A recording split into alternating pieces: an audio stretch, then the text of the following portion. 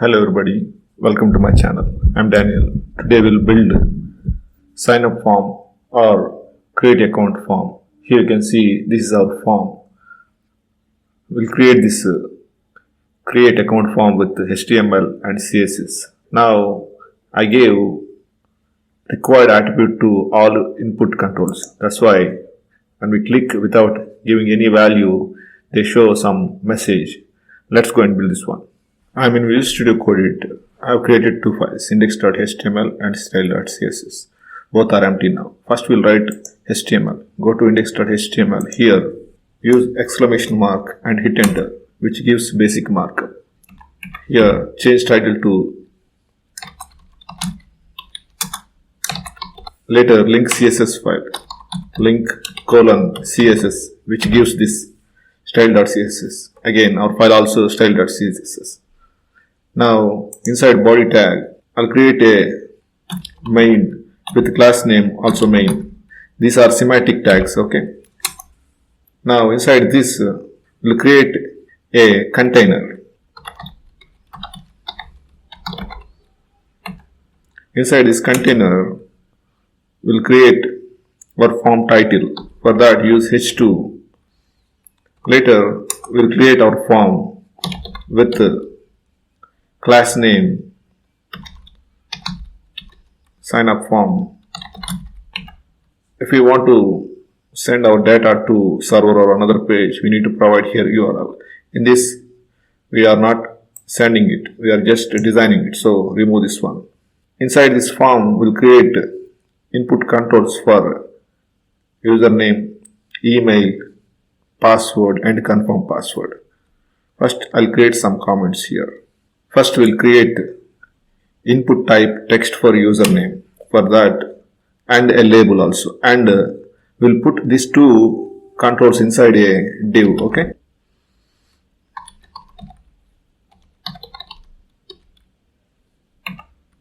Inside this, we'll create a label for our username.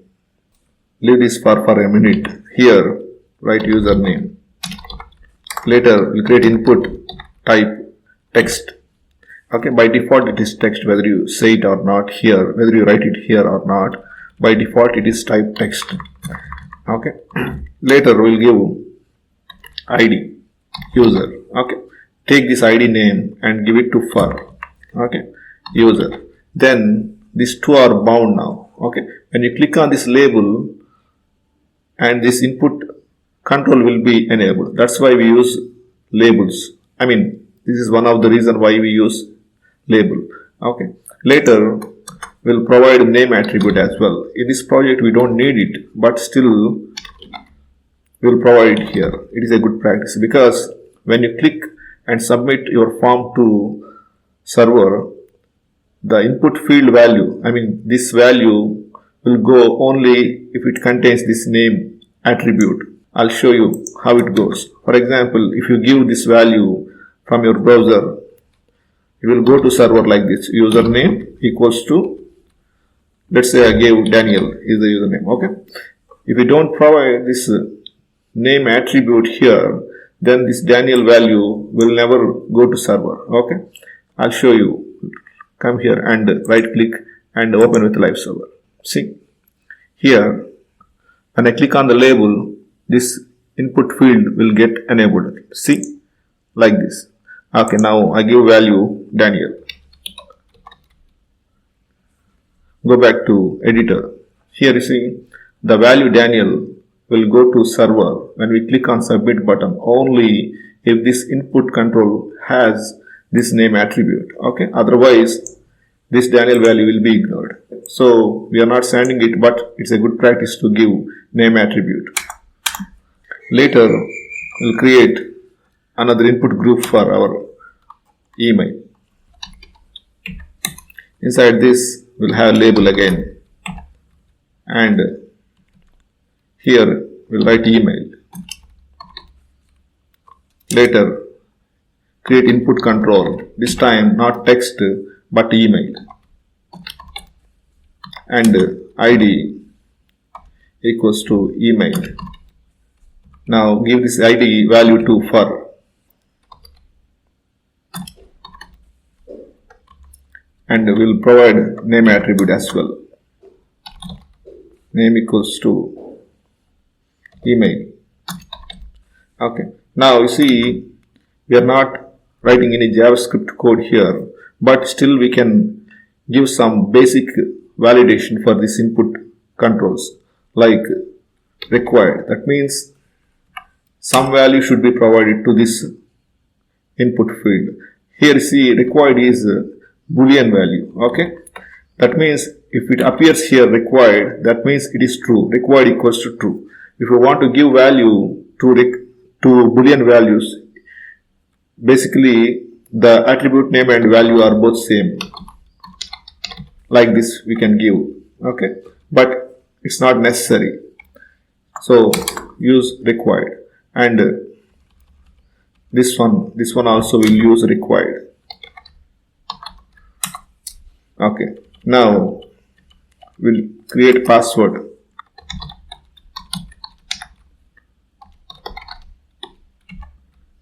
Inside this we'll create a label and we'll write password here. This is text. Later input, this time it is password, and provide id equals to password and give this id value to far. Then this two will be bound. Finally we'll give name attribute as well.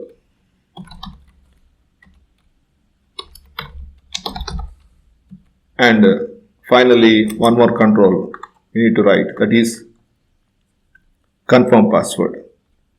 First we'll create input group. Inside this a label, and here we'll write confirm password, and input type also password, and id equals to confirm password, and give this id value to label for. Then these two will be bound.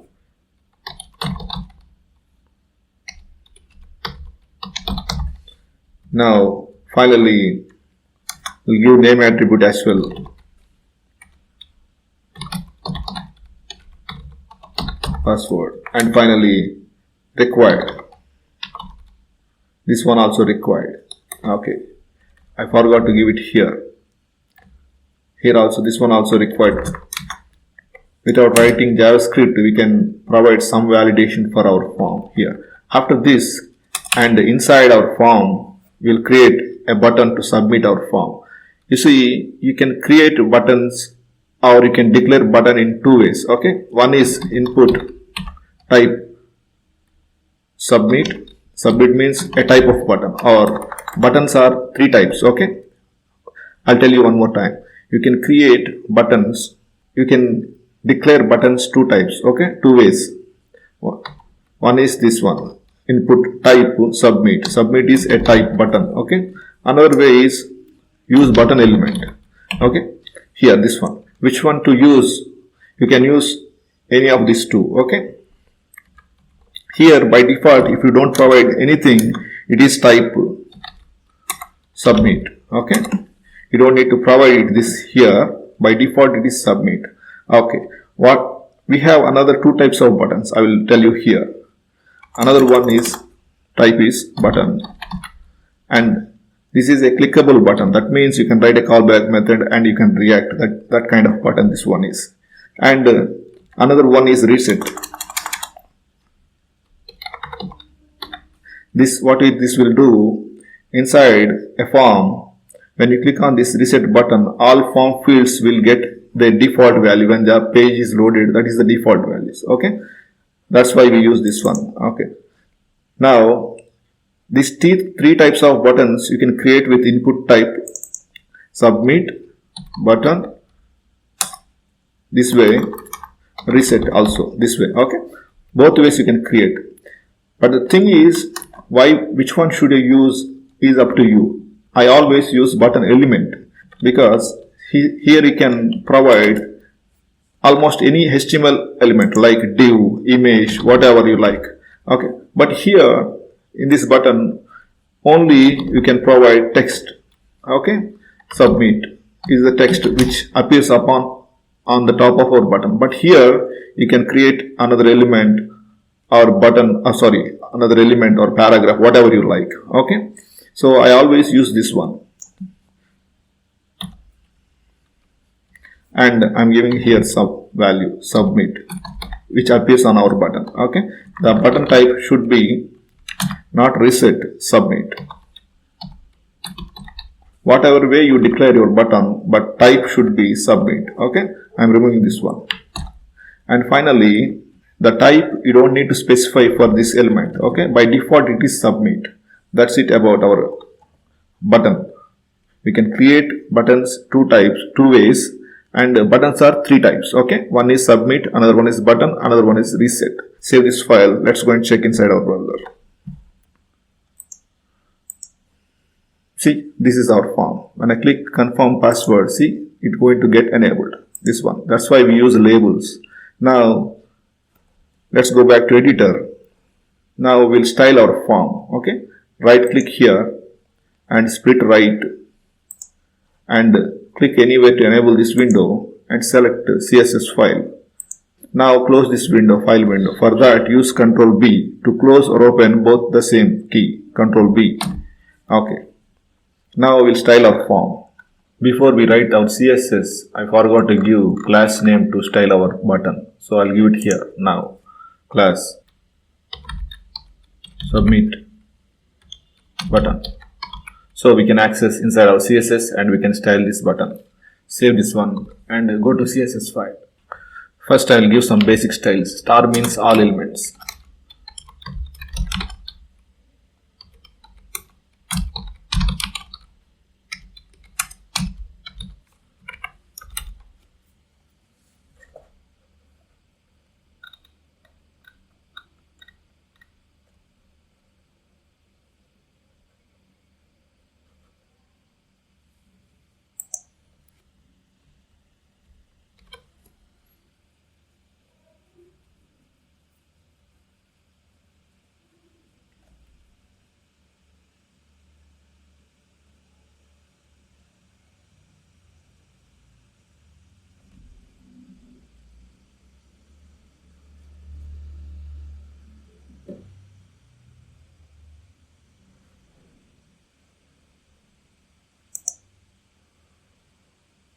First we'll style this main.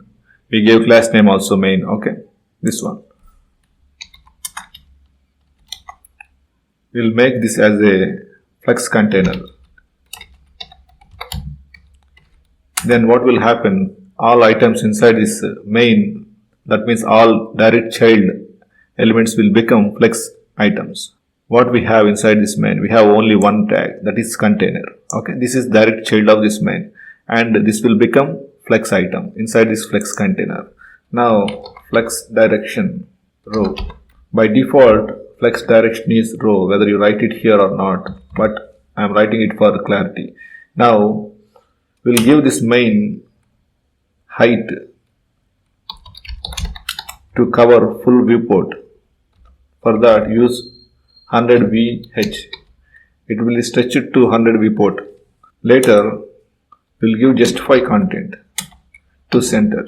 That means all items in this container will be centered on main axis. Okay, justify content works on main axis. How do we know what is our main axis? Then you just see what is your flex direction. It is row. That means whatever the flex direction, it can be row or column. That is our main axis. Okay, justify content works on only main axis. Now let's save this one. Let's go and check. See, it is centered on horizontal line. Okay, this one, because this is our main axis. Justify content works on main axis. Now to center vertically in this context, use align items center. Okay, now once we know what is our main axis, perpendicular direction, or in this context vertical line is our cross axis. Okay, Align items only works on cross axis. Center. Justify content works on only main axis. Okay, let's go and see this one. See, it is centered horizontally and vertically inside its parent, that is main. Okay, which one? This container, the only child of main, direct child. Now I'll give some background color, fire brick. Save this one and let's go and check. See, now we'll style our container, that means this one. Background color full white. Let's go and check. See, now do you observe this edges? See, they are too sharp. We'll make them little curvy. For that, use border radius 5 pixels. Now they are not that. See, you can see here. See, they are curved little bit 5 pixels. Okay, all sides. Now we'll use some padding inside our container. Padding is 20 pixels. We'll check. See, all sides we have 20 pixels padding. Okay, that's it for now for container. Later what we have h2 tag. I did not give any class name or ID. I will directly select this h2 with tag name. Here I will increase the font size to 25 pixels and font weight bold. Okay, and letter spacing 2 pixels. Let's go and check. Now our font is bold and each letter has 2 pixels space in between, and we'll make it uppercase. For that, use text transform uppercase. Let's go and check.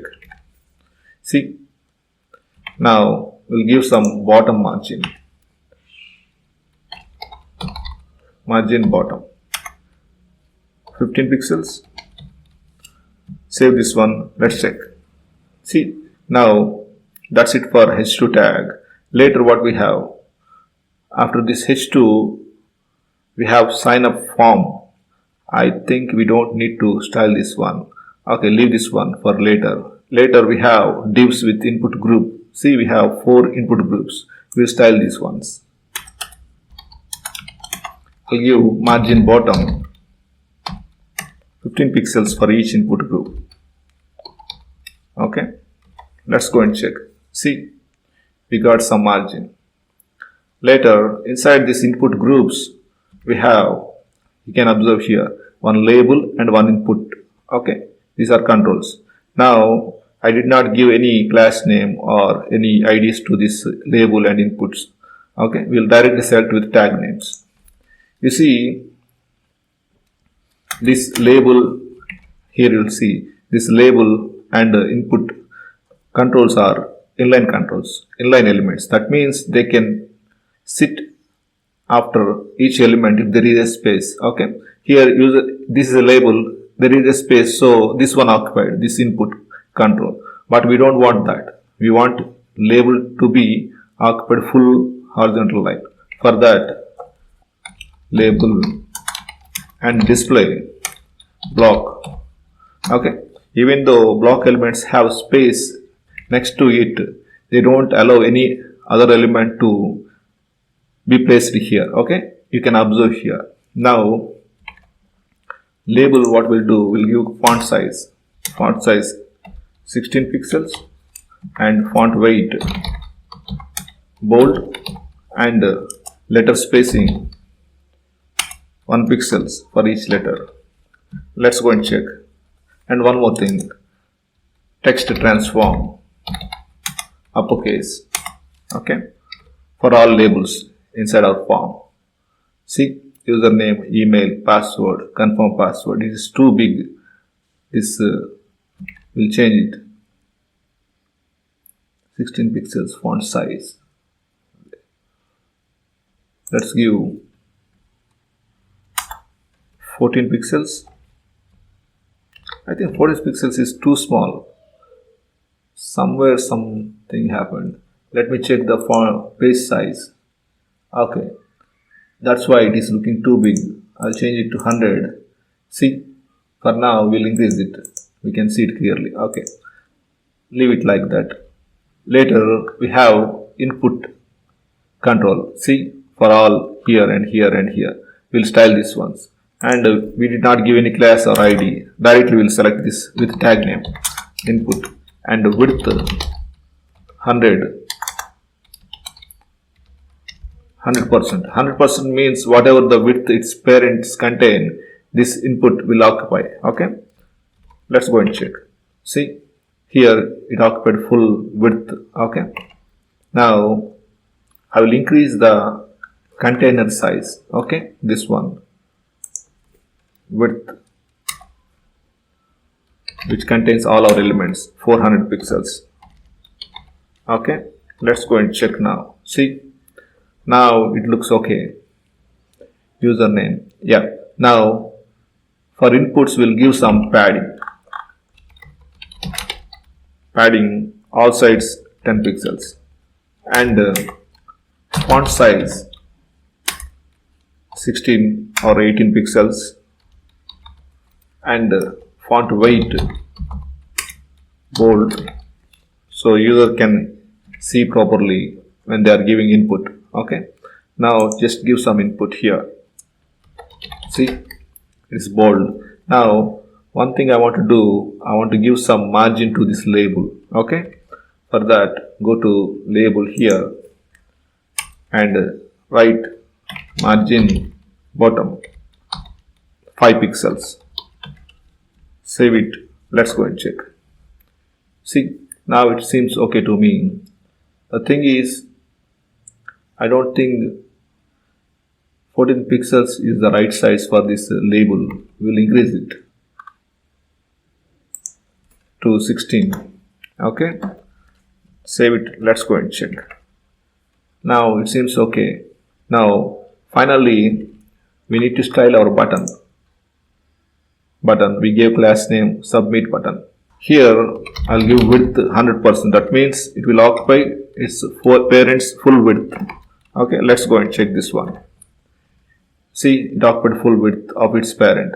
Now padding all sides 10 pixels, and background color fire brick, and color, that means text color full white, and letter spacing 2 pixels or 1.5 pixels, and text transform uppercase. Let's go and check this one. See, I think I should increase the font size here. Font size 20 pixels. Let's go and check. See, now what we'll do, when we click here, you can see that kind of effect, right? Because it appears like a button, because it's a button. We want to make this flat on the screen, I mean on the page. For that we remove the borders, then it looks like a label kind thing. Okay, like a label. Border none. Now you observe how it looks. See, it is flat, it is not like a button now. Okay, this is what we want. Now this is our sign up form. We styled all our form controls. Now you see, when I try to submit this form, of course we did not write any JavaScript, but we have some validation. You remember that we gave for each input required. That means if you don't provide any value, it will show some message. So we need to provide some values here. I'll give some values. Now I gave some values. You can observe they are bold. I gave font weight bold to all this so that we can see it clearly. That's it about form design. I hope you like this video. If you like it, please consider subscribing to my channel.